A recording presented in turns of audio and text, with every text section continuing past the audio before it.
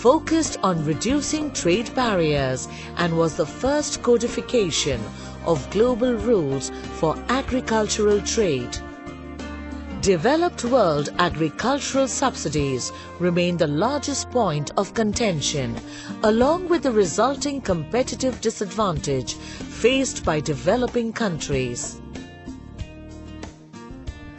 WTO and Indian agriculture. It was expected that WTO would create a free trade environment, but it was not 100% successful.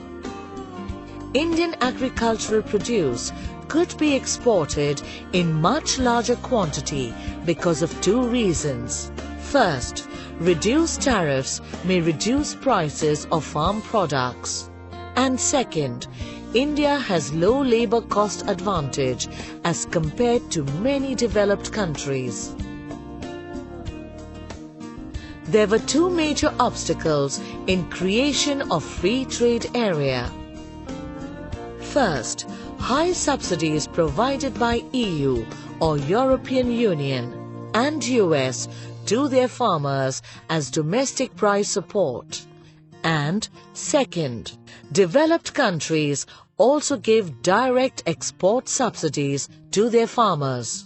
These two obstacles halted free trade environment implementation in true sense. Effect of WTO regime at a glance. India was exporting over 3 times of our agricultural imports during pre-WTO period. India's imports and exports both increased during post-WTO period over pre-WTO period. According to a study by Dr. S.K. Dhage, during pre- and post-WTO period, India's imports grew faster than exports due to liberalization under WTO. The gap between the value of imports and exports is narrowing after the WTO regime started functioning.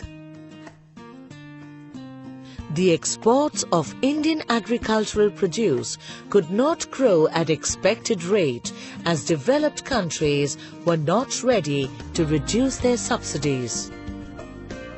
They were not ready to proceed further in trade negotiations as well.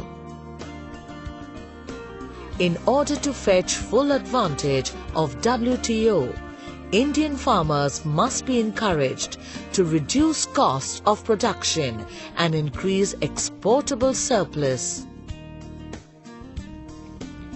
India must adopt dynamic policies for further improvement. This may be achieved through alliance of developing nations, which would pressurize the developed world to reduce their subsidies. Application of WTO provisions on agriculture involves many contentious issues and is an area of serious concern for developing countries which are primarily agrarian economies.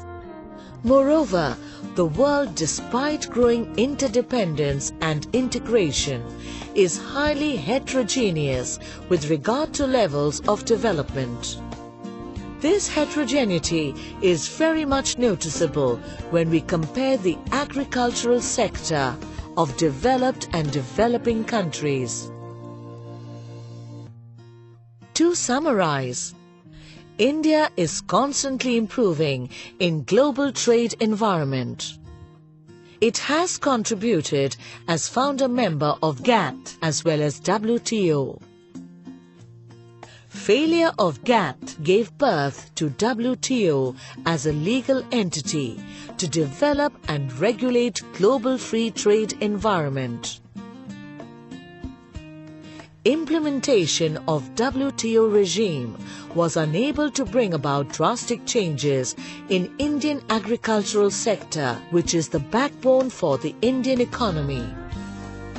But it has surely given a helping hand to develop both Indian agricultural imports and exports in a quantitative manner.